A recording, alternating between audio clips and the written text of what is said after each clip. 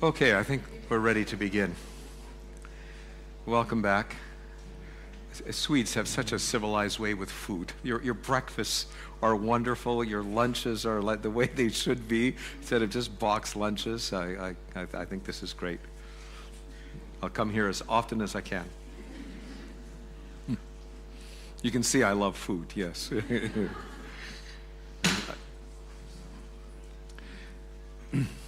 We'll move to the third kind of rest. It's a little bit different than the first two. The first two, I'm not getting cooperation here. Just a minute here.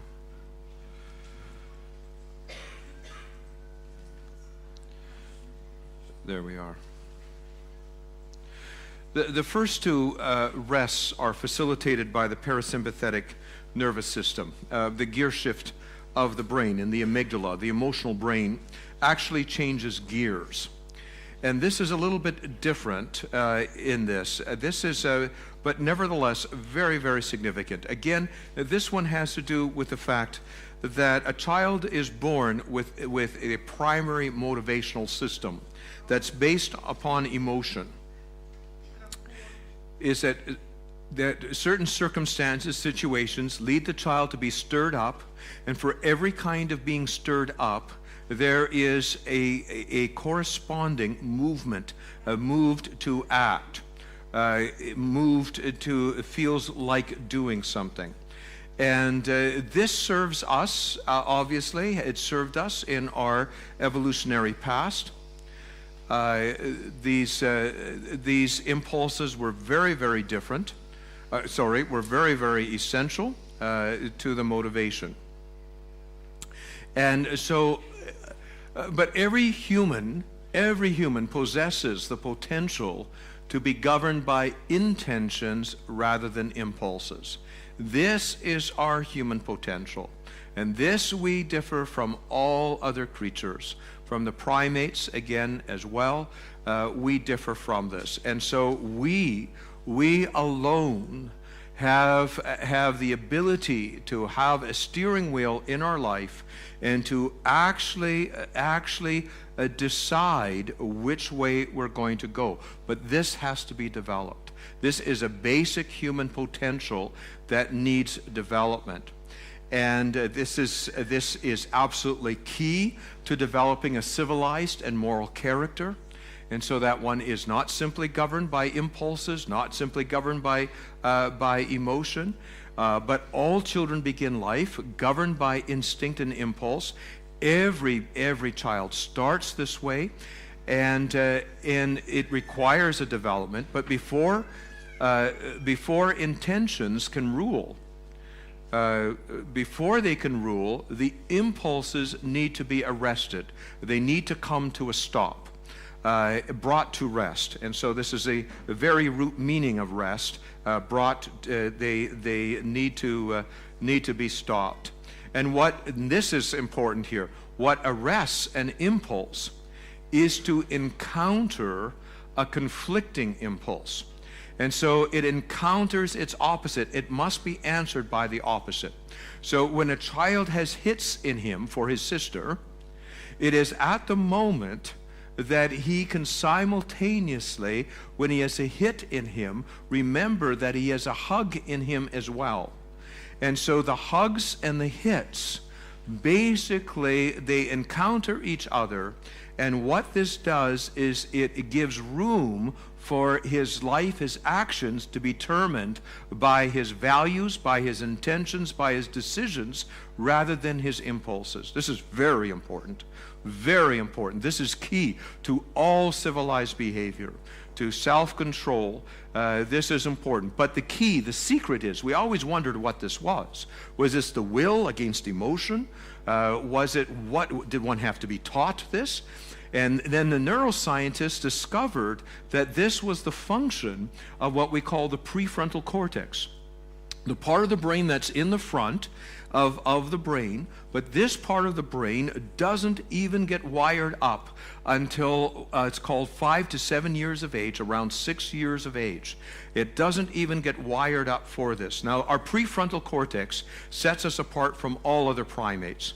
if its potential is realized, it's 6 times larger than even the most advanced primate, whereas our brain is only 3 times larger.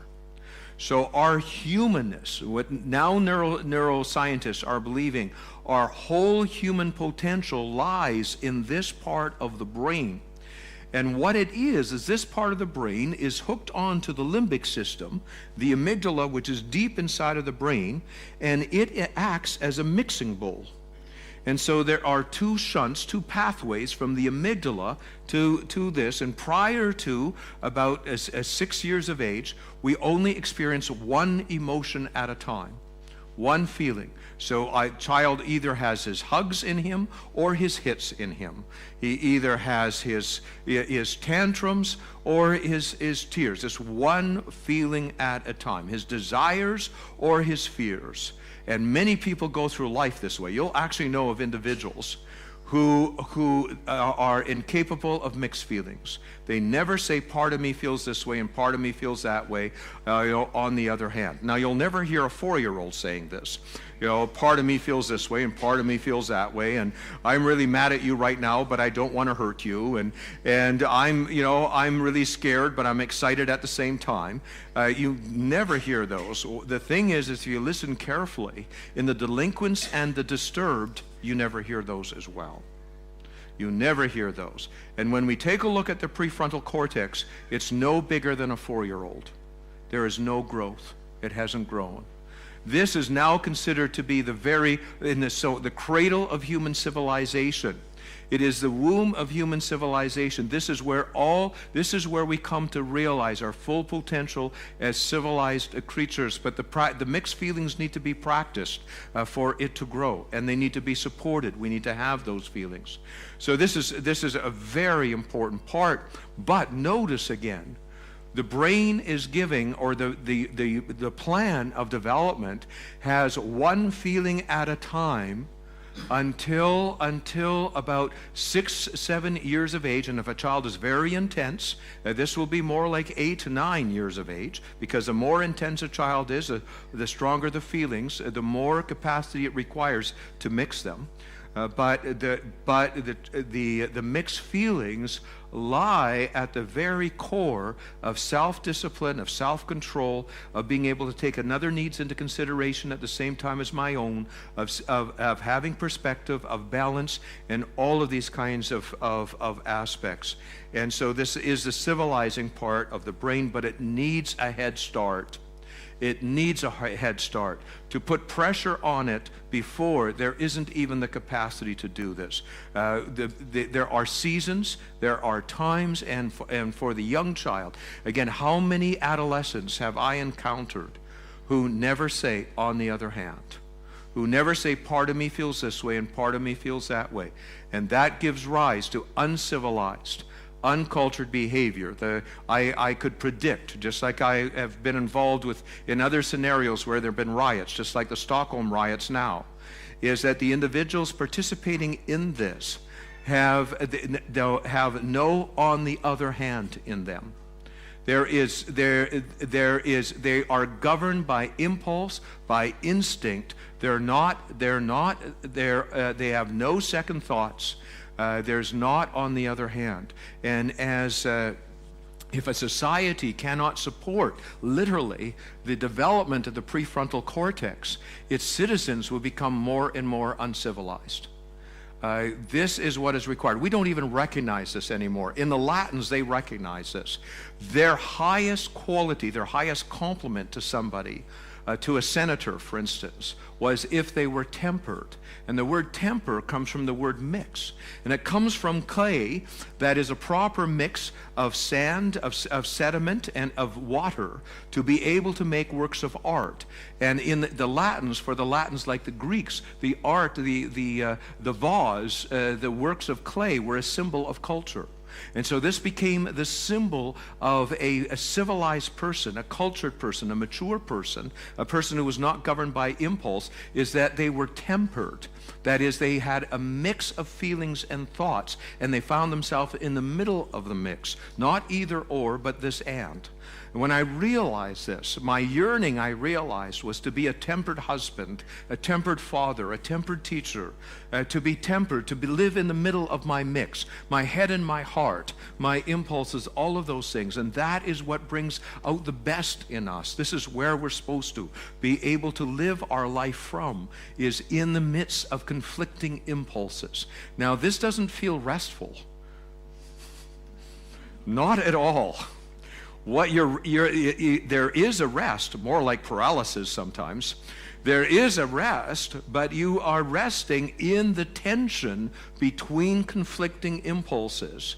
And that tension, I feel like hitting her, but I don't want to get into trouble.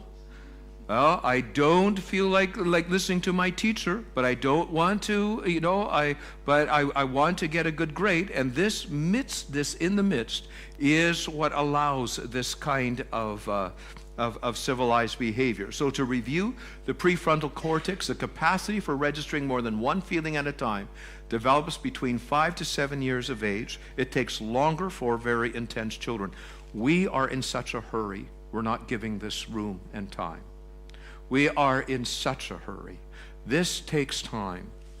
The prefrontal cortex requires exercise to grow. The most important thing throughout all my consulting, when the child would come to their mixed feelings, I'm excited about being in the school play, but part of me is scared at the same time. That's when we would break out the champagne. That was a moment to celebrate, because at that point you know that the child would begin to be more civilized, to be able to have more perspective and balance and self-control.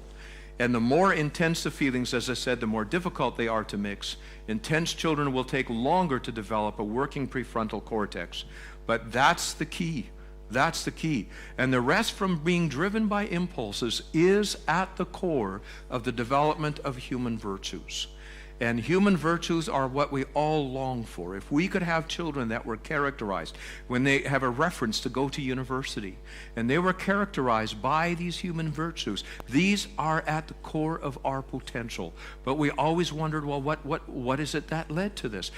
Are they taught? Can we teach these things? And it ends up, these core human virtues are not taught, they are grown. They are a result of a tempered in experience and expression. They include courage, patience. Courage isn't the absence of fear. Courage is experiencing both alarm, fear, and desire simultaneously. You have a want and you have an alarm. It's not the absence, because it wouldn't require any courage. Patience isn't the absence of frustration. It's feeling frustration at the same time as caring, as love, as value. And so it's in that tension. When you're patient with a child, you feel very frustrated. Otherwise, it would require no patience. But it's what we do with that frustration. Sacrifice. To sacrifice towards a goal. That's a psychological definition of maturity, to delay reinforcement, because an outcome might require a lot of sacrifice. So it's one of the basic human virtues. And in fact, this is in work is truly a human virtue if you understand it at its essence. Because work, you desire the outcome, but often the way to get there involves some discomfort. And so it becomes, many children are incapable of work. I have many adolescents who never got the concept of work because they had no ability to experience this and. So they didn't get the idea that they must study for an exam. They would say, well, I don't feel like it. And so on. They didn't get the idea that sacrifice was required.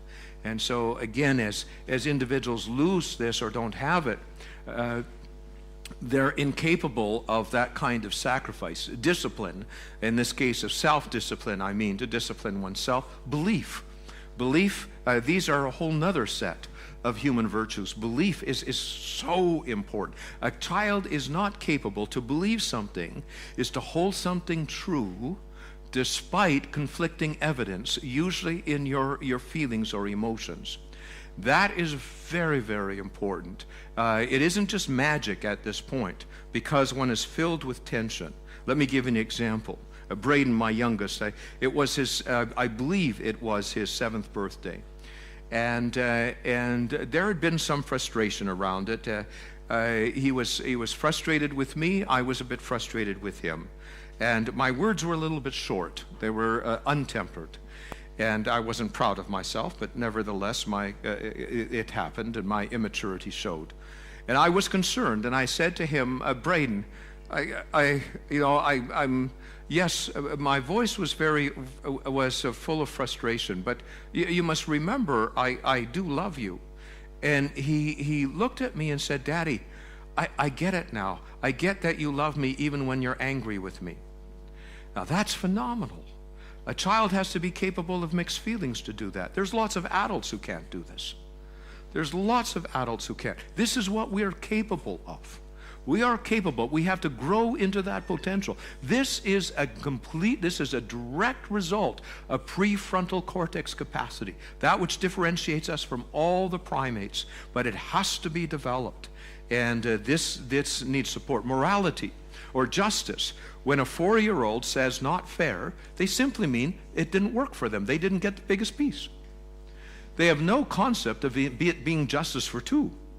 That totally misses them. And so it's a grown-up concept. It's a result when you realize that it has to work for two people or more. Fairness is a thing that has to work for more people. Well, that's a tension, because what worked for me didn't necessarily work for you. And so the concept of justice is quite elusive, and so on. And morality isn't about knowing right and wrong. Morality, according to as it develops, and we studied it as Kohlberg does, is when a child can experience conflict, like we have only one life raft and we have 8 people, or that holds for 4 people, and there's 8 people on the boat. Well, who gets to use that life raft? And it's the child who can think on the other hand. It's, well, this person should deserve, but then it wouldn't be fair to this person, but then that wouldn't work for this person. And it's not what is right or wrong, it's how many conflicting answers the child can come up with that gives the level of moral development. And many individuals are on the first level of moral development, just staying out of trouble. They are undeveloped. Why? Because this takes prefrontal cortex capacity. This must be grown. This is, and same with forgiveness. Many people have a very simple idea of forgiveness, just like justice. To forgive means to forget. Well, why would you need to forgive if you forgot? There is no reason. If you forget, then there's no anger left. But this is, this is a problem. The only time that you have to forgo justice is when you feel angry. Part of you feels like going for revenge to pay back, and part of you doesn't want to perpetrate it. Part of you loves and cares and doesn't want to hurt further. And so you have to feel in the tension. Many people would say to me, well, I don't know if I can forgive. I can't forget. And well, no, that's forgiveness and forgiveness does not mean not being angry anymore. That's what it doesn't mean at all. Just like patience does not mean not being frustrated, and courage does not mean not being afraid. It is what one does with one's anger. I am angry, but I will not pay you back. That is the essence of forgiveness. When people who don't have a functional prefrontal cortex, they simply use it to say, I'm not mad at you anymore. So do you forgive me would be, I'm not mad at you. You see the difference? You see the difference. If you have a prefrontal cortex that's functioning for you, then you know you're angry. And every time you think about it, you're angry. It has nothing to do with this.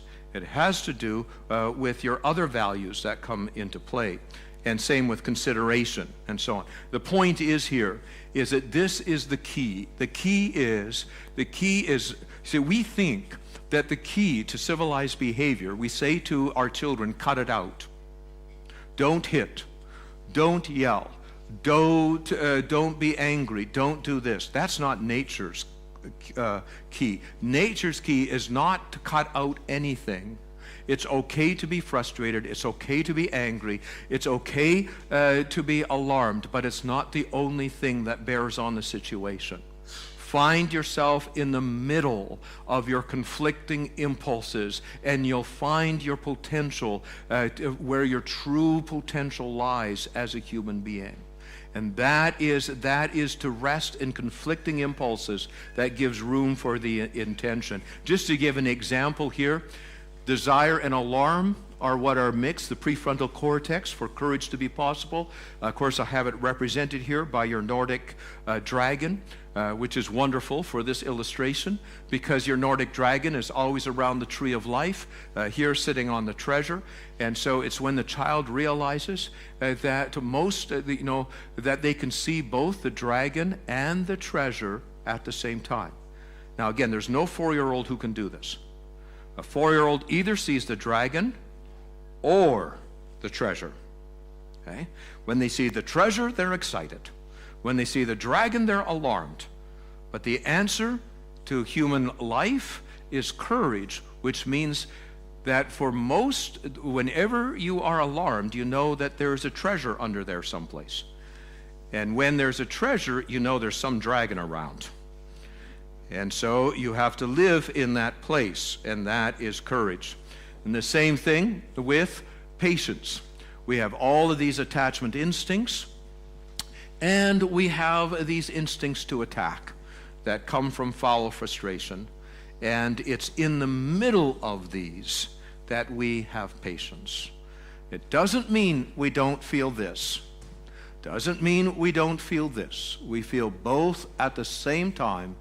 And that takes development. And we find that develops well into adolescence, because at puberty there's an extra level of consciousness that happens. A child is flooded with conflicting impulses, and it either pushes them into polarized reactions, and so you get many diagnoses that happen at puberty where you get polarized reactions, or if there's 2 years of integration, it brings out of that, by the time a child is 15, wonderful balance and perspective and integrative capacities, and you can literally sense their maturity as they become more tempered in experience and expression. And this represents some of the tragedy today. We're taking pictures of adolescents' brains in the prefrontal cortex, and of course it's a work in progress. It's meant to be, but the average prefrontal cortex of the 15-year-old is badly below potential. Now, in the United States, always the standard is what is typical, and everything is compared to this. From a developmental point of view, the standard is not what is typical, but it's what could be. And when we look at it, what's could be, we're finding that our adolescents are not developing properly. Something is dreadfully amiss. They are far more impulsive, driven. They have far less perspective. They are given to diagnosis of reaction and polarized reactions and so on. And there is a problem. And so this too must come to rest. But this rest is in the middle, to live in the middle of this and that, rather than either or. The signs of restlessness here, of impulsiveness, untempered in experience and expression, lack of developed human virtues, and again, think of this as our human potential. Every single child has the potential for these human virtues. Every single child. This is what we would want. Again, if somebody was giving a reference for our 18-year-old on the way to university, and they had that list of human virtues, oh, we would be so pleased as a parent. This is to realize their potential. Signs of impulsiveness, lack of equilibrium, balance and perspective, and polarized reactions. This is all the study of today's neuroscientists in the area of emotion, especially the prefrontal cortex. This has become very significant in terms of study. Let me review here then before we move on. There's 3 ways an impulse will come to rest. 3 ways. An emotional impulse will be stopped because the underlying attachment hunger has been fulfilled. Most emotional impulses serve attachment, or preeminent need for togetherness. And so when it's been fulfilled, it brings it to a rest because it's been fulfilled. This releases energy for growth and maturation.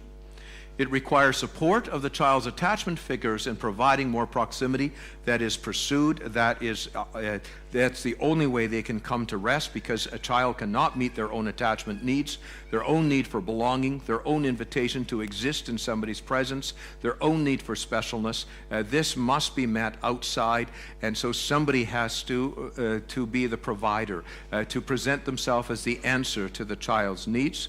And so this to be able to, so they're seeking, can find answers. Secondly, the futility of fulfillment has been felt. The futility here means that if there's a lack, if something can't happen, I can't get my way, there is limitations, restrictions. There's no more. I can't have a second story tonight. My agendas will not be met. And once that futility is felt, then again, it forwards movement through the maze of life.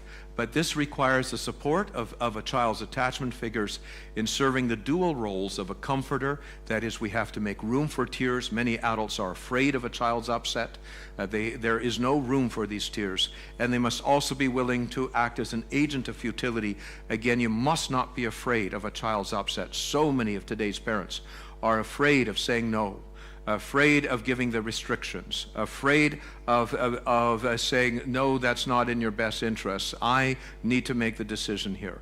And when we don't operate as an agent of futility, and we don't collect the tears that should result, we end up with children who cannot adapt to the circumstances in situations in their life. And we have gone badly remiss in this. We have gone to our cerebral cortex, and now we reason with children. I'll just give you an example. If our child asks us for a cookie at 4 o'clock in the afternoon, today's parents will say, no, I can't let you have that cookie, if they can say no.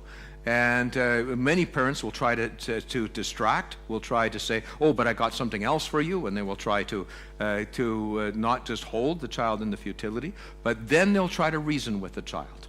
They will say, I can't give you the cookie because it will spoil your appetite. Right, it will spoil your appetite. To which every 4-year-old in the whole world says, no, it won't. Because they're incapable of mixed feelings, right? And so it's impossible for them to get that. But what we do train is argument for a child. And see, what has not happened there is a child has not come to feel the futility of a course of action. So what has to happen is not the cerebral cortex, but the limbic system. And this is the key. So no, mommy said no, mommy's in charge of the cookies, there will be no cookies now. And then until there's nothing left to do but for the child to have his tears, and I must be okay with that. You see how different that is to today's parenting? And then we wonder why we have entitled children, demanding children, spoiled children who cannot adapt to lack and losses, because we've lost the way of human adaptation. We've lost the way that we actually have to come. And so to many parents today, when they have another sibling, I've been asked over and over again, how do I handle it for my other child? Well, I said, that's normal. Some kids have up to 12 siblings. Humans can live with many siblings. They can do this. However, every single child will want to possess mommy as their own, daddy as their own. Now, today's parent tries to become a super parent and turns himself into a psychological pretzel so that the child will not be upset. When the only way a child can adapt is to have their tears about not being able to have mommy or daddy to themselves. And that will take a few times of having their tears, and their brain gets it. Oh, I could survive living life with a sibling. We can adapt to many, many things. But we have to have somebody in our life who is able to represent a futility to us and is not afraid of our tears. And that is what is required. And if a child doesn't have that person in their life, they will not be able to adapt. For them, they'll have to win all the time, be the best, have to get their way. And that's the problem, is we're giving rise to the most spoiled children ever, but we can't even use the word anymore because the word is not allowed. So we use words like entitled. We use other words for it, but the problem is the same, is that every single child needs to know that they can't have their way. But that is a journey of tears, and we must not be afraid of it. So if fulfillment has been felt, and then third one, the competing impulse has been encountered, and this allows action to be governed by intention. This makes room when the impulses are on one hand, part of me feels like this, part of me feels like that. That gives the space to grab the steering wheel and to wind my way through. That is a place. And so when I'm a tempered husband, I can get very frustrated. We get frustrated with the people we love the most, but we mustn't. We must feel our love at the same time as our frustration. If we don't, our behavior will be untempered, uncivilized, and will not be what we can truly be capable of. Well, let me go on. So what is it that enables rest? What supports rest? What is it that provides, especially for this true rest, this rest that truly nurtures the place of growth? Now I'll take you back to the three basic experiences that are part of rest. The three basic experiences to feel fulfillment when the attachment needs have been met, to feel full, literally, to feel satiated, to feel futility when up against something that I cannot change and it sinks in, and to feel, on the other hand, the other impulse, the inner conflict. If we look at these, they all require the capacity to feel tender feelings, feelings that are very vulnerable, feelings that are very close to our wounds, our hurts. They all require us to feel this. Before we can feel full, we have to be capable of feeling empty. And emptiness is a hard feeling. To feel dependent, to feel empty, to feel lonely, to miss. A young child will say, I miss. And if a 3-year-old can no longer say, I miss, they're insatiable. No amount of love you could ever give them will fill them up. I consulted many years for overseas orphanages, and always was, they will devote $20,000, $30,000 in a whole year of their life sometimes to adopting a child from Romania, from China, from the various places. And the belief is that love will be the answer. And I say to them, well, if you have a choice, in some of these places you actually shop for children like a catalog. But if you have the option, you want to be able to adopt a child who can say, I miss this, who can feel the emptiness inside. Because if they can't feel I miss, no amount of love will ever be enough. And that will be a problem. It requires the capacity for tender feelings. And if they can say, I miss, their eyes will water to the things that do not work. But the problem with the orphanage syndrome, it's a tearless society. Just like prison, and just like today's school. There are no tears anywhere. It is a tearless society. And they have to feel that the tender feelings. But this all requires tender feelings. But this brings us to another huge aspect of human potential, is that we share with all other mammals. We share the emotion.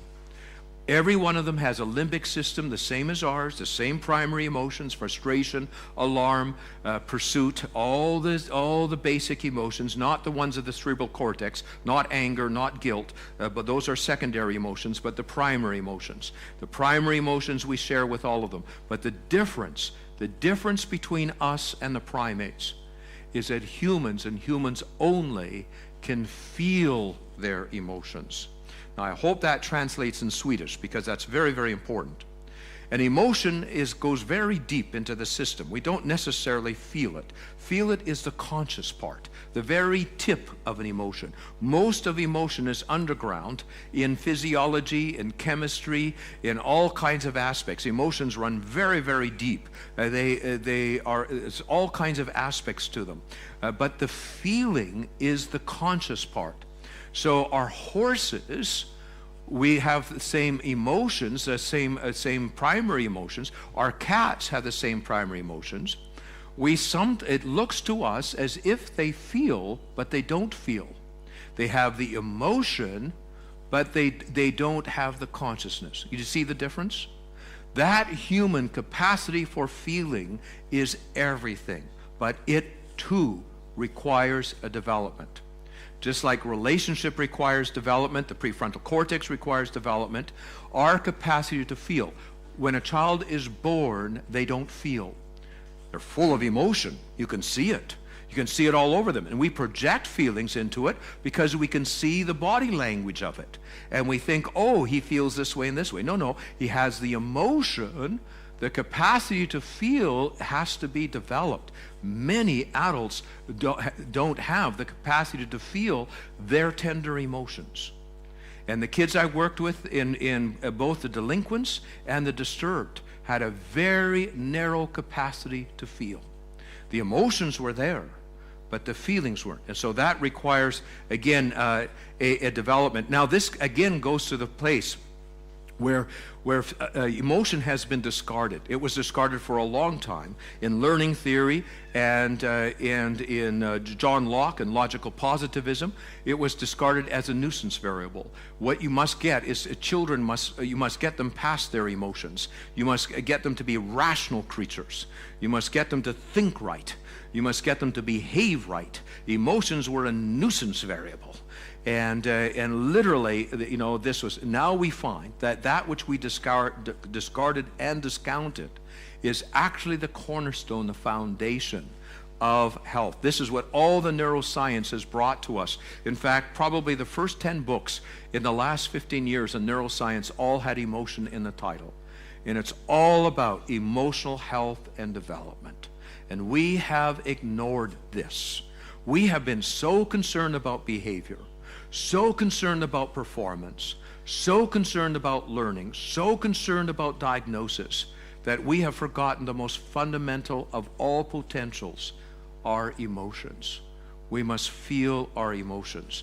And so I'm using very intuitive language here, soft hearts, meaning in technical language, this would mean a lack of emotional desensitization. Literally, a soft heart, different than a hard heart.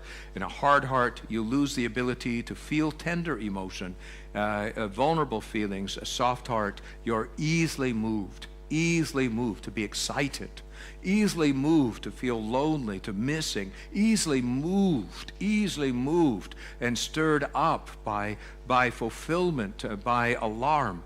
So you're easily moved. Now that isn't valued in our society. It isn't valued at all, and that's part of the problem. If we take a look at the three kinds of rest, this rest over here from the pursuit of proximity, the ability to feel satiated, which in turn depends upon the ability to register the tender feelings of emptiness, loneliness, and missing. These are required here. Here, the ability to feel futility, sadness, grief, sorrow, and disappointment. These are the feelings of futility. They're very tender feelings. That is very close to our woundedness. And driven by impulses. Oh, I had a typo here. The ability to register the tender feelings that conflict with and answer the troubling impulses, caring, alarm, the very tender feelings. Caring is one of the primary mixers of the brain. It mixes with all kinds of emotions to produce civilized behavior, and alarm as well. But alarm is a very, very vulnerable feeling. What alarms us can threaten us the most. And so the problem is, the question we ask is, what keeps children from feeling their emotions? Why is it some children don't feel their emotions? Why is it some adults don't feel their tender emotions? And there are two answers to this. One is the failure to fully develop this basic human potential. We're not taking the time. We have dismissed children's feelings. We don't want children to be too open about their feelings and so on. And it turns out, again, that magic age 6, the first 6 years are foundational to emotional development, which will continue on through adolescence. It is foundational. And I'll go back to just outlining what it looks like. We won't, we could spend a lot of time on that, but I'll just do this. But there's a second reason. And that second reason is so important because this is not informing our consciousness here. And that is the need to be equipped to function in a wounding environment. If the brain requires us to function in a stressful or wounding environment like prison, like school, in a wounding environment, it does so through numbing the feelings. It numbs the feelings. And so that equips the child, this is not a disorder, that equips the child to function in that environment. So if a 3-year-old goes, to whatever it is, their experience, their group experience, a daycare, and so on, and their feelings are getting hurt too much because they're very, very tender, and it's difficult, the brain will equip them by numbing out their feelings. When that happens, the child won't be as upset, won't cry anymore, won't complain anymore, and we think they've got better. We think they've got better. In fact, many researchers are confusing this with resilience and adaptation. They actually think the child is less upset, they lose their shyness, and so we think now they're more progressive, now they lose all these things, and we think that they're doing better. And in actual fact, this is the brain's way to equip for a wounding environment. Will numb out those tender feelings. Now let me go back to the first one. I'll cover both of these quickly here.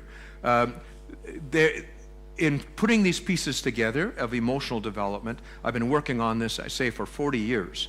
And this is some of the first material I started to work on because before we went back to learning theory, and I was educated. My doctorate was in the early 70s, and we still were very, very trained in depth psychology, which all had to do with realizing that we were emotional creatures.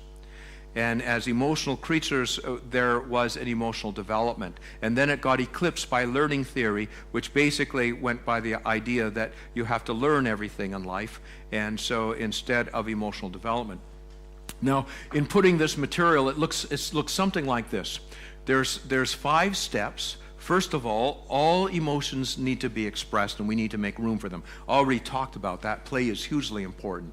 But by the second year of life, as they begin to develop language, you start naming it. Oh, you use a body language. Oh, you're so frustrated. This isn't working for you. And you start using names for this because you can't take up a relationship with things we don't have a name for. And words are the key to consciousness. In fact, there was a very interesting experiment where they gave a chimpanzee learned sign language for feelings and emotions, and she began to be able to sign even for sadness and disappointment. But we think it's because we could give words that she was able to feel the emotions. And so words are incredibly important. The kids I worked with in prison, the kids that were disturbed, the adults that were disturbed, had no words for their emotions. They had no words for frustration, no words for alarm, no words for all of these kinds of things. And we can't manage emotions we cannot name. And so that is the key to feeling. To feel, something has to move. To move, it has to have room to move. It has to have a name. And that is how we feel it. And then once the feeling is there, then they begin to mix. We have double feelings at the same time. And once that is there, we have the capacity to reflect, which is where our human potential is to bend back the instincts. To reflect literally means to bend back. And so we can bend back the instincts, which is our ultimate in human potential, so I can finally say, I have anger in me, I have frustration in me, rather than to be synonymous with it. And when I have it, rather than I am it, When I can reflect on it, then I can take up a relationship with it. And this is emotional health and maturity. Now, once you understand this, it's quite quickly can you tell somebody's emotional health, because you see, can they name then the emotions? Is it there? Can they take up a relationship with it? Is there reflection? Do they mix? And you begin to see, oh my goodness, it's missing. There's no reflection. There's no reflection. As soon as you look at the writings of the adolescents that were disturbed, the adolescents who had emotional problems, they lacked all of this. And so no, this is a development we should be concerned about. This is what lies at the core of our human potential. It doesn't take us very long to learn things. The actual stuff to learn in school, most of us forget most of it anyway. And if we really were in good shape in terms of realizing our potential as human beings, it would take us very little time. Very little time. This is so efficient because it's running so counter, and yet we think that the answer to human to potential is to be able to push harder, to push more, and for performance and activity, and we ignore the underlying potentials. Let me go to the second part. The second part of this is our heart, our emotion, is a very, very vulnerable place. The heart is a symbol of emotion and vulnerability. And it's in our feelings that we can feel our insecurities, that we can feel our hurts, that we can feel our wounds, that we can feel the lack of invitation to exist in somebody's presence. It's in our feelings that is there. So we're easily hurt when somebody we want to be with, we can see they don't want to be with us. And when we don't feel like we matter, when we don't feel the warmth, and so on. And the brain does not stand idly by. We know that the first line of defense is filters in the limbic system that filter out the more vulnerable feelings. Now, there's not a problem with this as long as it's situational. Right now, I'm at work. Because I'm at work, and because I'm a therapist by heart and very, very shy, it means that this is fairly stressful for me. I will be relieved when it's over, and because it's stressful for me. When I used to teach at university and I started, I was just dreadful. I'd have a couple of days of diarrhea before I would speak, and after 12 years of diarrhea, there's none left. So gradually you get used to these kinds of things. But this is never my fantasy. I never fantasize speaking. I always fantasize, as any theorist would, retreating into my cave, having my baguettes, my wine, my cheese. That's all I need for life, and being able to write. And that's my fantasy, being able to work with my material, play with my material. And so this is not it. So what does my brain do? My brain, because I am a therapist, I can see and sense suffering in people. And my eyes are trained to do this. I could not bear to do this when I'm here. I become incoherent. I simply would become a crumbling mess. So for me to do this, I have to be a little bit numbed out. That's not a problem, because at the end of the day, when I can call home or I can go home, my guard comes down and all my feelings come back. That's where I'll never do this again. But you forget, like giving birth, and you know, you do this and so on. But nevertheless, that is the whole point of our defenses, you see. Our defenses are meant to come momentarily for us to do the things that are difficult for us, where we would get hurt feelings, where, you know, I care too much about what you think of me and all of those kinds of things, and they're all numbed out so that I can do my work. But at the end of the day, at the end of the week, when you're with those, your loved ones, where you feel safe, the guard comes down and you get your feelings back. There's no problem with this. The problem is when the guard doesn't come down, the feelings don't come back, and the defenses get stuck. And more of our children are presenting themselves that way. That is the concern. And that has a huge cost. As I write about in the book, the evidence and the signs of the flight from vulnerability in our children is profound. They are losing their feelings. I made up a list of about 99 feelings that when I took to the kids I worked with in the prison system. It was a whole list. These are just a few of these ones. And I found out that I tested this with kids outside of the prison that I considered were healthy in the emotional development and functioning, and compared them to the kids inside of the prison. And I found out that the kids inside of prison had, on the average, 80% less feeling than the kids outside. And that was quite some time ago now, and the kids in our school system and in our societies are beginning to present more and more like the kids in prison were presenting 20, 25, 30 years ago. Something is happening. Something is happening. Now, you know, these are the feelings that are likely to go, feelings of shyness. And so what happens when a 3- and 4-year-old is in a place that is too wounding? And so it is too much. The brain defends them, equips them for a wounding environment, and they lose their shyness. And everybody goes, oh, that's great. They're now more socially developed. See? More socially developed. They lose their stranger protest. And we think this is progress. This isn't progress. We think this is human resilience. This is armor. This is armor.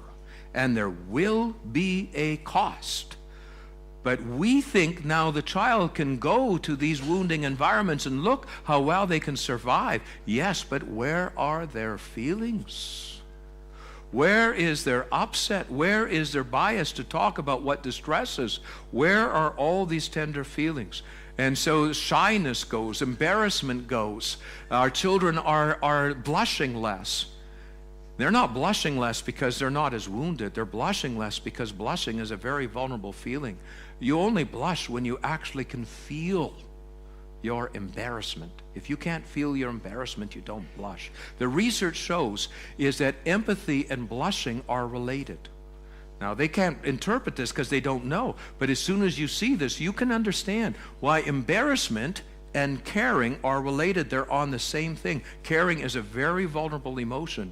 And when you lose your blush, you lose your empathy. And that is, many of these things are correlated in the research, and they're not understanding why. But it's in the feelings. We don't have to be taught to care. Every young child cares deeply. They lose their caring. We have a chorus in our children of I don't care, doesn't matter, whatever. And that is of great concern across our civilized countries. In fact, the more sophisticated the country, the more it seems we have a problem with this. And so there is a flight from vulnerability. Feelings of dependence. A child no longer says, I miss, I'm lonely, I'm needy. Feelings of fulfillment get lost when feelings of dependence they do. They lose the joy, delight, enjoyment. Feelings of futility. A child no longer says, I'm sad. These are meant to be the engine of maturation. A child becomes arrested in their growth. And then the mixers, those that are meant to be, this is the empathy one. This goes missing, feelings of caring, and a child stops saying, I'm scared, I'm nervous. We have a remarkable number of young children, 4-year-olds, who no longer say, I'm scared. Now that's everyone, every 4-year-old is scared by definition, because by the time you're 3, you realize that bad things can happen. And so there are monsters under the bed. There are all kinds of, and when a child, for some children, it's too much. And then they're numb to those feelings. And we don't realize it because we're not listening to them. We're more concerned about behavior. And so there's this cycle that goes on. There's this flight from vulnerability because a child is being equipped to function in wounding environments. Our brains are incredible. They're actually capable of saying, okay, if this is the environment this child has to function in, then we'll numb the feelings so they can be in it. That's literally what goes on in the brain. If they have to be in this, if they have to be in that, if they have to be in prison, these kids could function in prison. They could actually eat and digest their food. They could actually sleep. I couldn't even sleep just by being there, working with them. I was sleepless. I couldn't digest my food. They were equipped to function in a wounding environment. I could not. And when I started to become equipped, I had to quit that work because I found myself getting as hard as they were. And so I was equipped. I could now function in that environment, but at great cost. And so on. I lost my vulnerable feelings. And so there's a loss of empathy. And of course, once there's a loss of empathy, there's much more wounding. And so this cycle is ramping up. I'm being asked to speak in a number of centers where the mental health centers across Canada are doing research and finding in the last 5 years there is a huge increase in mental health problems in children. Greater incidences in the hospital of admission, greater suicide attempts, and all over the place. The last 5 years has seen an increase. And I believe the same thing is happening according to statistics in Sweden. Something is going on. We've taken a wrong turn. We're missing something here. We're missing something that is absolutely. We think our children are showing no shame. They're showing no embarrassment. We used to. 40 years ago, when you and I, some of you with the same kind of color hair as me, when we were in school, we were all hiding, between oversized sweaters and everything like this. We still had our timidity. We had our shyness. We were kind of armored against our world. Today's children are brazen. They're brazen. I mean, not everyone. I'm saying in terms of it generally, more speaking, they have lost their feelings. And so the question is, well, what in the world is fueling this? Why? What is happening that is taking away the conditions that are conducive? Well, some of the things, as we said, our children's world, I believe our children's world is more wounding. Some of the research, again, shows there is less empathy. This is States research in the States that today's youth are 40% less likely to show empathy than the youth of the previous generations. They've taken empathy scores over 2 generations, and there's a marked decline. This means that our children are living in a much more wounding environment. A much more wounding environment. There's more separation. All kinds of indications of this. Our children, never before have they experienced more separation from the adults responsible for them, from their parents and family. This doesn't mean just mom and dad are both going to work. This means that who's covering them when their mom and dad are going for work? Have they had or were they previously attached? Are the grandmas, are the grandparents stepping up? Are the uncles and aunts stepping up? Who is taking care of? Or are they being taken care of by individuals they are not attached to? As I say, the research in my book shows that when a 3-year-old is taken care of, separates from mom and dad, is taken care of by a child that by an adult they're not attached to, their cortisol levels shoot so high that it endangers brain development. We have the evidence. We have the evidence. There is no question about this. It's just not politically correct to say so. But the evidence is there. There's more separation. That's more wounding, more bullying. In a large study, the U.S. National Institute of Health reported that close to 1/3 of our children had been bullied within the 6-week period prior to being interviewed. This is all related to the lack of empathy and so on. And more exposed, my goodness, social networking now means that school never ends. It used to be that at the end of school, they could come home. You asked the child how they were doing. They broke into tears. They got their feelings back. All of these kinds of things. And nowadays, our school never ends because the texting never ends. Facebook never ends.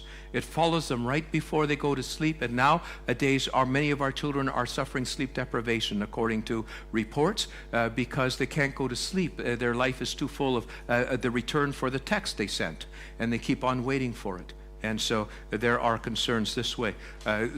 Some people are calling Facebook the new bathroom wall. Except the toilet wall never gets washed off. And so we're having more and more suicides of children who simply the ultimate flight from vulnerability because their environment is too wounding. There's no break. The guard never comes down. And so these are the concerns. More separation, increased bullying, and more exposed. And this is leading to a whole slew of problems that's coming up in the literature. Stuckness, arrested development, increasing alarm problems. 1 out of every 5 North American children now qualifies for moderate to severe anxiety disorder. Aggression. Aggression among children, attacking impulses are increasing. Drugs, increasing use of drugs. 1 out of every 5 children, according to recent research in many places in North America, have seriously considered suicide. Bullying is increasing, and of course boredom.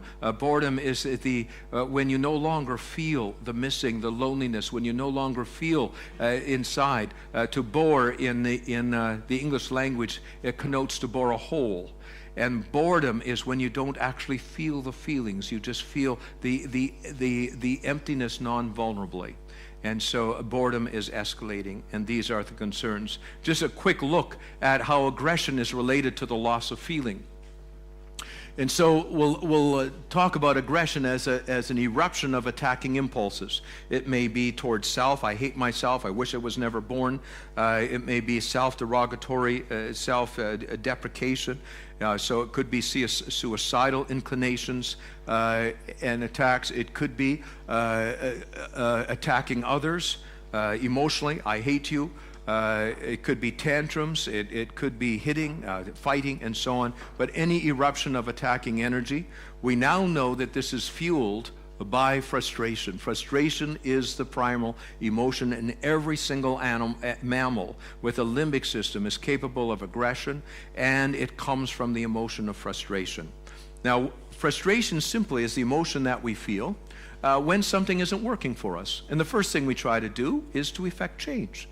Some of us develop certain themes. Some of us try, when we're frustrated, to change ourselves. Some of us try to change situations, and some of us try to change others. And so these are the themes.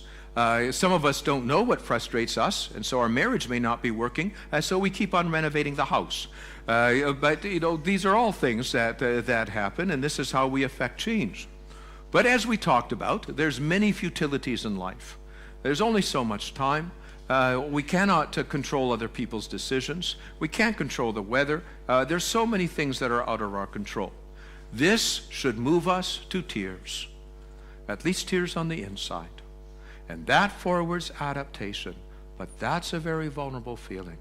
And many children are losing the place of tears.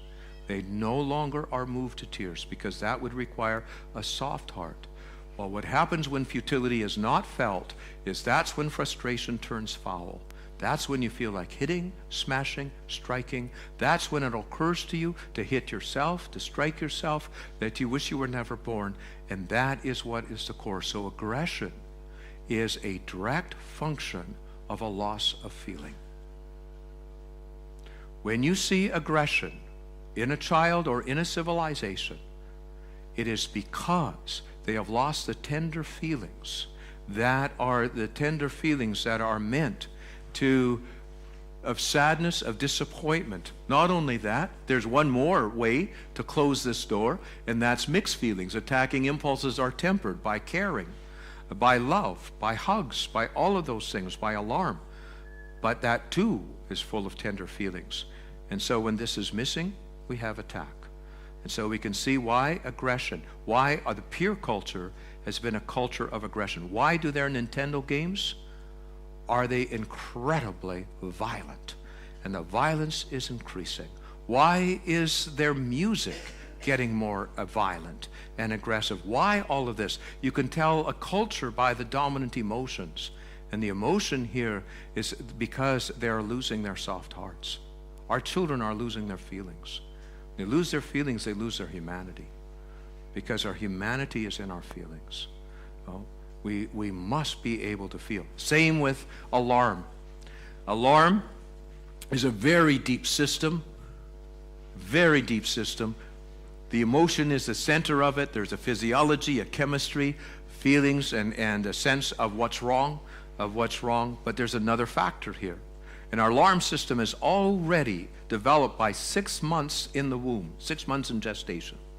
And it's being calibrated by your mother's alarm system. And so that this is huge. And we're alarmed by facing separation because that's the main agenda is togetherness. And so survival is much more ensured when we can ensure togetherness. So that's how we've evolved.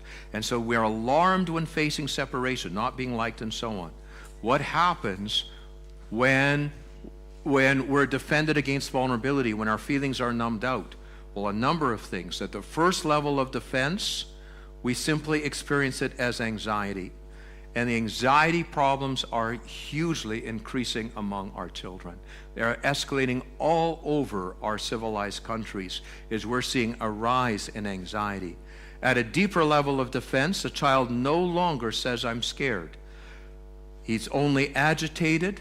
He's no longer says, I'm scared. So you have agitation, but you're lacking apprehension. The child doesn't say this.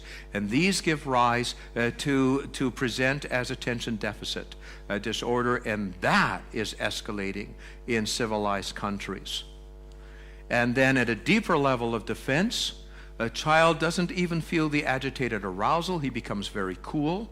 And now he just gets an adrenaline rush. And then these children learn to provoke their own adrenaline rush by cutting and by burning themselves, because that evokes an alarm system.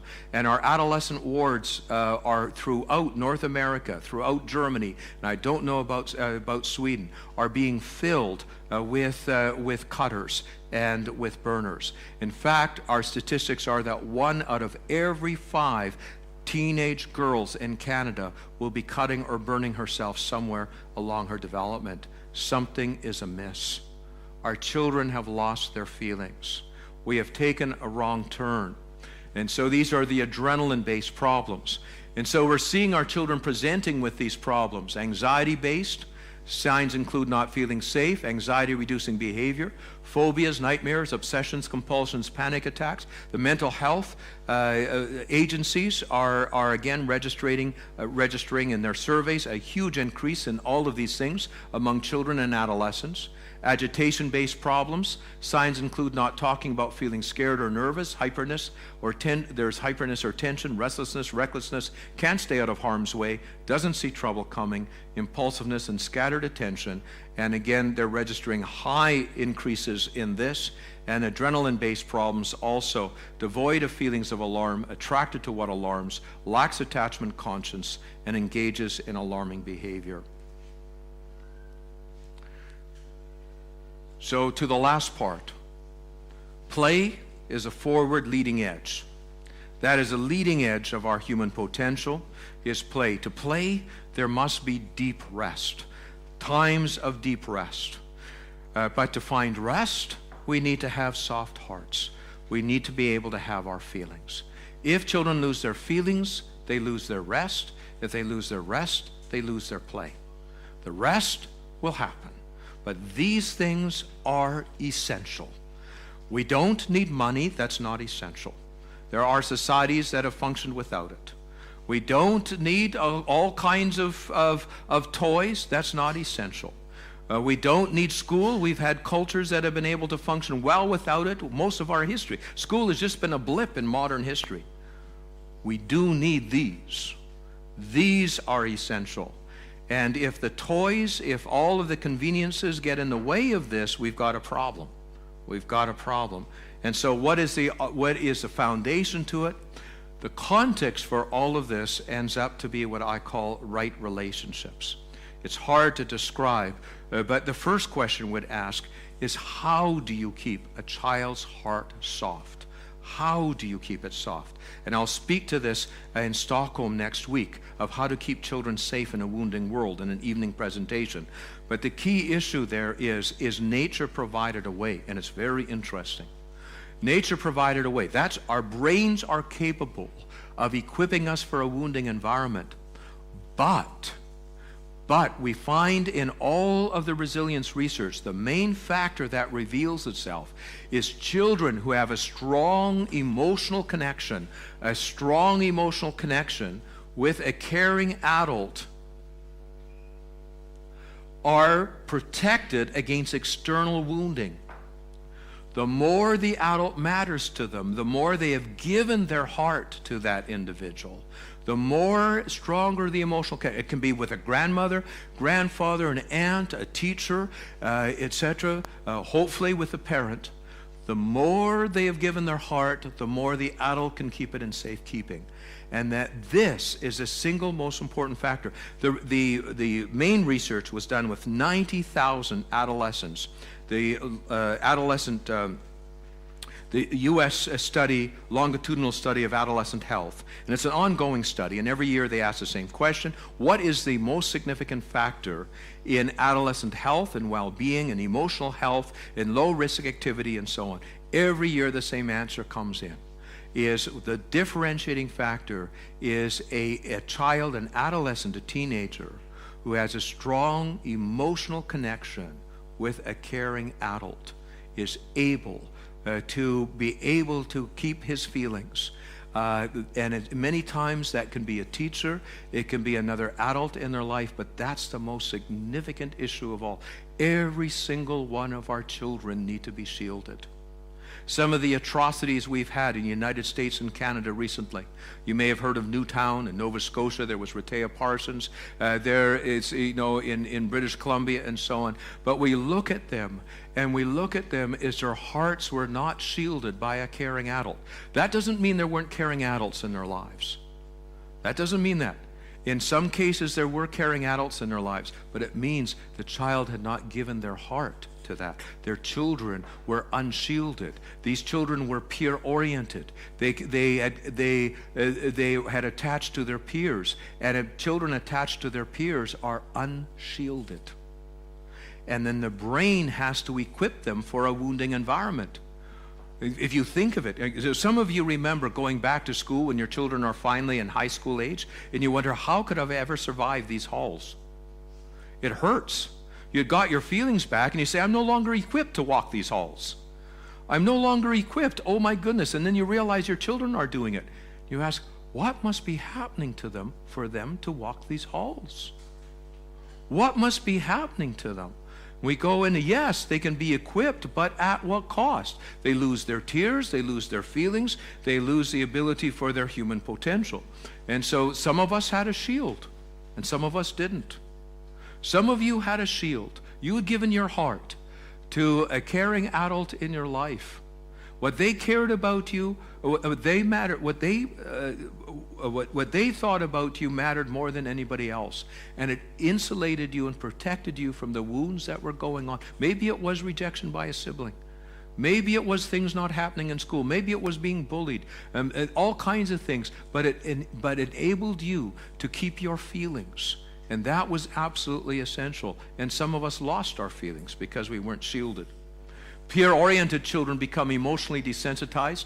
The more their peers matter to our children, the more capable of being wounded by them. And I talk about this in the book. Peer-oriented children lose their attachment shield against a wounding world, provoking the brain to take defensive action. The more defended they become, the more able to engage in peer interaction, including digital intimacy and sexual intimacy, leading to ever more wounding and the loss of feeling, or of feeling rather. As a result, peer-oriented children typically become emotionally hardened and chronically restless, arrested in development, and falling far short of their potential. And I believe it's one of the key things that's happening across our post-industrialized world and our civilized and sophisticated countries is we've lost our children to their peers, and this is one of the most significant factors in losing the conditions for becoming fully human. They're losing their curiosity, they're losing their ability to feel fulfilled, their capacity for empathy, their functional alarm system, their capacity to grieve, and their ability to learn from consequences. So pure orientation is part of the more wounding leading to this ever-increasing cycle. The right relationship, what is meant by this? First of all, attaching primarily to the adults responsible for them, as opposed to competing attachments, such as peers, groups, other adults. 2, attaching deeply to the adults responsible for them. That is, the capacity for a relationship needs to fully develop. And thirdly, attaching in the dependent mode to the adults responsible for them. They need to depend upon, trust in, lean upon those who are responsible for them. First of all, children need to attach deeply. It renders the adult, as we said, able to keep the child safe in a wounding world, and thus safeguard the feelings pivotal to maturation. We need our children to fall deeply into attachment to us. It's our only way of safeguarding their hearts. It is a wounding world out there. There isn't a chance for children who are not deeply attached to an adult who cares for them. It answers the basic attachment problem of how to be close when apart, providing continuity of connection, and thus reducing the separation faced and the wounding experience. The deeper the attachment, the less they face separation, and that's important. It creates the psychological womb for the growth of human potential, for the gestation of human potential. Attachment is the womb for maturation, and it provides the room for becoming viable as a separate being. And it enables the caregivers to provide rest from the more superficial pursuits of proximity. I'll bring this diagram again. And we often think, well, don't children have to separate from their parents in order to grow up? Haven't you heard of this? Children need to separate from their parents in order to grow up. Do plants need to separate from the soil in order to grow up? Could a plant ever be too attached? No. Can I be too attached to my wife? I don't think so. I can be too superficially attached. I can be too insecurely attached. But the deeper I'm attached, the more I can hold on when apart. Yes. The more nurturance is there. Do you follow me? Oh, the deeper the adolescent is attached, the more room to become their own person. You see, it's only the child who's superficially attached who in adolescence, if he's only attached through sameness, he's going to rebel and be different. But that's because he was too superficially attached. If he's attached at the deepest level, where at the heart of emotional intimacy and being able to share that which is in his heart, that is the very essence of coming out, of being your own person. And there's lots of room for individuality. There's room for your person. Attachment is the womb for this. Children can't be too attached. They can be too superficially attached, but they need time to fall into attachment with the adults who are meant to be their answer.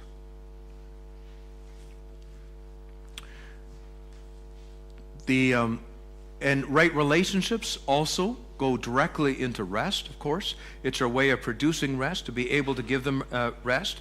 And one of the things that's necessary to get a child to rest from the pursuit of attachment is that they are depending upon us to be their answer for their attachment needs.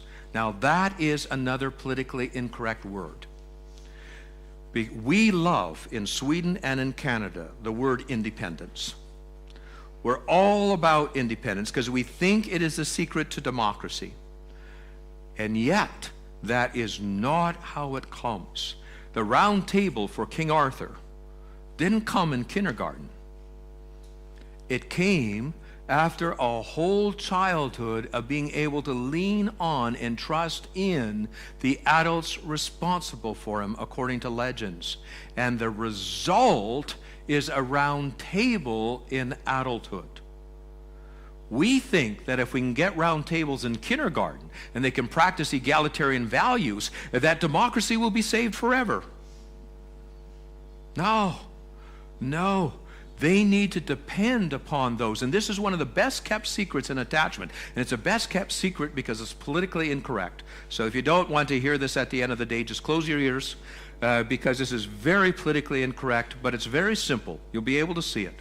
The fact is that attachment is all about enabling one person to take care of another. And so it is hierarchically arranged. I don't think the word exists in Sweden, and I can hardly say it in English. Hierarchically arranged because it is arranging one person over the other to take care of and one person to be dependent. We know this in all the animal world. And attachment is facilitated by the amygdala, the limbic system, and we all share this in every mammal. And the most important thing, there's only two families of instincts. The instinct, which is what we call in animals the alpha instinct, which is to be on top, to take charge, to take control, to present oneself as the answer, and the dependent instincts. And the dance goes like this. And the first, any animals interact with each other, if you have pets at home and so on, the first item of business is hierarchy. Usually cats win over dogs, over us too. But it's hierarchy, right? That's the first item of business. And so there is no equality in attachment. See, that's bad. I told you it was bad. So, no equality in attachment. That is, and I'll give you this example, when two identical twins attach, if you know of identical twins, you've got the most wonderful set of identical twins, and we borrowed them in Vancouver, the Sedin twins. And they won gold for you in hockey. So we lost in Vancouver, and they came and won gold for you here. So you should be very pleased. It was our sacrifice play. But they are our favorite Swedes of all in Vancouver. They are absolutely delightful, and they're identical twins. Now, when identical twins attach, when they attach at 3 and 4 years of age, what happens is nature doesn't know what to do with this. Okay, they're identical. They're of the same age, same height, identical. Everything is identical. So what do? And so what nature does is it has to evoke alpha instincts in one and dependent instincts in other to be able to produce the closeness. And so some will develop an alpha personality, and one of the Sedin twins has an alpha personality, and the other a dependent personality. And for some, it will stay there for life. In others, it will just be when they're around their identical twin. But this will be the most impactful influence on their personality. Not genetics, not experience. This, what nature has to do. Now you can see the result of putting our children together of the same age. What does nature have to do? It doesn't know what to do with this. See, this doesn't happen. We were never meant to do this. We were meant to be in hierarchical arrangements where it was very clear, like in Bali, I should say, where even the children's names are firstborn, secondborn, and thirdborn. It's very clear who takes care of who. Now, ideally with identical twins, it would be reciprocal. That you sense a need in the other and you present yourself as the answer. And so the equality would be in the reciprocal nature. And this is as close as we get to equality. And this is what our marriages should look like. And our friendships should look like. But at any given moment, when you sense the need of your spouse, if you've got good alpha instincts, you will automatically present yourself as the answer. You're lucky to have me, babe. I'm your answer. Just stick with me. And then vice versa. And you see this incredible, I believe it's the juice of marriage, actually. You see this happening in Italy and Greece when they court each other. It's all about the alpha-dependent dance. And it's wonderful to see this. We in Canada and you here, we come so anemic. Can we kiss now? Is it okay with you? And we're asking all of these things. We have no ability to do this. And we think that the juice to marriage is romance. There's a problem with romance. It's an emotion, and it's the emotion in which there's the element of surprise. And how long can intelligent people be surprised when the same things happen? You tell me. Okay? So romance has a shelf life to it. Rather short. I tend to think we've lost the juice of our marriage. I know when I started to understand this in my own marriage, it changed everything. I found that the most important thing for us was to find this alpha-dependent dance with each other, and that what deflated our marriage most is when we no longer believed that we were the other one's best bet. That was the most deflation. When we understand that we're the answer to each other, it is. Now, this was about children. I'm sorry. I got distracted. You can see this is huge. This is bigger than gender. Much bigger than gender. This is huge, but is it politically incorrect? Because it can be so misunderstood. And so the instincts divide into the dependent instincts. All of this that goes like this, looking for the answer. And the alpha instincts, each one directly the answer to the other. And if there's a good alpha presentation, like there is in Provence, when I was on sabbatical there, wonderful alpha presentation. One is the seeking, the other one the providing. When culture scripted a good alpha presence, a walk and talk as if you were the answer to your children, and they had in the village we lived in Roynia, there were no behavior problems in school, no management problems. Every single child was like this to the adults who presented themselves as the answer. It was phenomenal. They read no books on parenting, not even mine. Right? Deeply embedded in a culture that went back 2,700 years. They got the alpha-dependent dance. And then the children were the same way to their younger siblings. So they were alpha. You put a young baby on the lap of a 2-year-old and you matchmake for alpha, and you can get all the alpha instincts. Every single one of us has both dependent instincts and alpha instincts. And new research is showing that we all have alpha and dependent. This is not genetic. It is not gender. It is not gender. This is what is there. And that inspires the seeking. And this is the dance that was meant to go around. This is the attachment dance. You can't script this. I mean, in a sense, you can't teach it. This is a deep dance. Alpha is not lording it over. It's not showing who's boss. And it is about assuming the role, assuming to be the answer to the other attachment needs. And so children need to depend upon their providers to grow into their potential. It renders the child, including adolescents, receptive to being cared for, directed, and taught. And that's what we're losing. Our children are no longer receptive. Why? Because we're giving rise to alpha children. Our children are becoming alpha. And alpha children are very hard to manage. Enables adults to bring children to rest from futile endeavors by acting as agents of futility. Only when a child depends upon you will they allow you to lead them to their tears and to be their comforter. Otherwise, children will not allow it. It enables adults to bring children to rest from the pursuit of proximity by doing the work of attachment.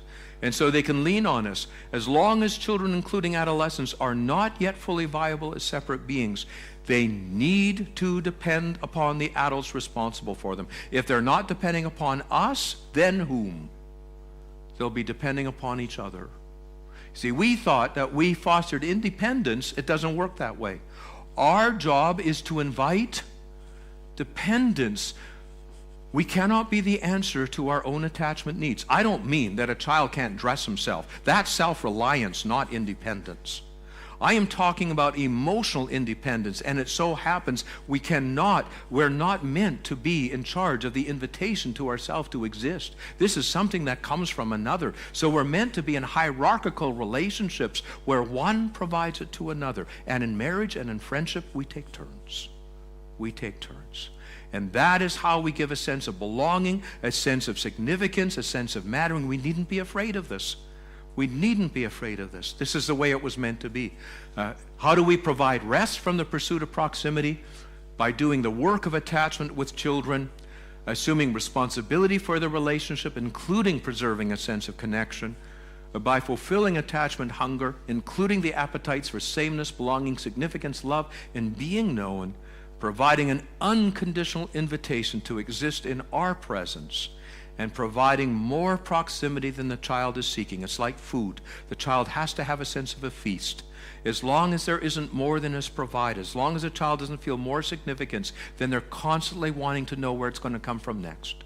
And so the whole idea is a feast. There must be the sense of, this is even with a hug. A child asks for a hug and you say, okay, here's a hug. Well, that didn't work. That didn't work at all. You've got to give a bigger hug to release it. Do you follow me? Now, you'll get this. Some of you women will get this. You'll say, I'd like my husband to bring home some flowers. And so you say, well, I'd like some flowers. And your husband says, well, what kind of flowers would you like? Well, I'd like some spring flowers, some tulips, and some this and so on. I'd like these flowers. Okay, I'll get you the flowers. And the next day they bring home the flowers. And it doesn't work. And your husband says, well, I did what you said. And then you say, well, that's the problem. I needed you to think of it yourself. I needed you to get there first. I needed you to do more than that. I needed to know there was something. Do you follow me? You needed to provide more than was pursued, because otherwise it would never work. I can't love myself. That doesn't work. Not that way. Not in terms of the attachment needs. I must be able to do this. And that's why, when our children say, I love you, you don't just return it with, I love you too. My daughter, Tamara, my oldest daughter, said to me once after that, she was only 7, she said, there was a pregnant pause, and then she said, but Daddy, if you really loved me, you would have said it first. Yes, you males here can understand this as female logic, but it's perfectly true. So we need to do the work of attachment. We must work so our children can rest, so that play and growth can result. And we need to assume that role in our children's lives. This is our role. As our children are becoming more alpha, we're getting into more and more trouble. And so the essential experiences here to close this now, our time has come to a close. These are the essential experiences, what needs to happen for a human potential to be realized, regardless of culture, regardless of society, regardless of whether it's democracy or lack of, regardless of a socioeconomic status. These are the essential experiences. If these are not there, a child will not come to realize their potential. Some of our most sophisticated societies, such as ours and yours, are running into trouble. We're running into trouble because we have lost sight of, our culture no longer protects what children need most. And children, again, need most. In our ignorance, we've been ignoring the attachment needs of children. We've been ignoring the emotional needs of children. We've been ignoring their need to develop a full capacity for relationship. What children need most is right relationships with us so that we can keep their hearts soft, so we can bring them to rest so that they can play. Nature will take care of the rest. Thank you very much for giving me this time to share this with you. I hope it makes sense to you. Thank you.